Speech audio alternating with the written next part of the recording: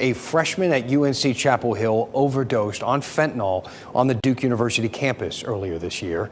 19-year-old Grace Burton wasn't the only UNC student who lost their life to a drug overdose that weekend. As WRAL investigative reporter Sarah Kruger reports, federal agents say the same person supplied the drugs. Court documents reveal details of the early morning hours of March 9th outside the Kilgo Residence Hall on Duke's campus. Federal court filings say UNC freshman and Charlotte native Grace Burton called Kai Frazier, known as the Barber, to buy cocaine after a party. And that video shows a vehicle Frazier was known to drive pulling up outside the Duke dorm around 4:30 that morning, where Burton was hanging out with Duke student Patrick Rowland. About an hour later, federal investigators say Rowland called Frazier back, saying that Burton was wobbly on her feet and unsteady. Video from inside the dorm shows Frazier carrying Burton up the stairway to a room where paramedics responded just before 6:30 that morning.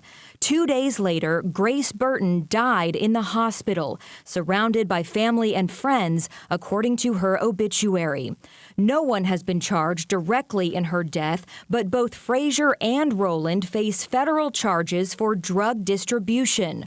Charlotte Crayman is the Duke student journalist who investigated and broke the story in the digital magazine The Assembly. Yeah, so fraternities and sororities on college campuses, especially UNC and Duke, it is very commonplace, and people are just surrounded by cocaine use and obviously alcohol use all the time. Federal court filings show that Frazier is connected to another person's death from fentanyl just 1 day after Burton overdosed. Crayman was able to identify that person as Joshua Zinner, a former UNC Wilmington student living in Raleigh.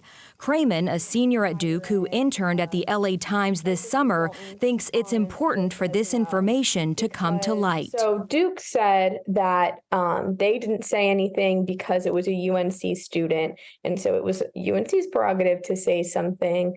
And then UNC said that they didn't say anything because the family wanted to keep it private. It's so important for people to know these things, especially when it is happening so close to us.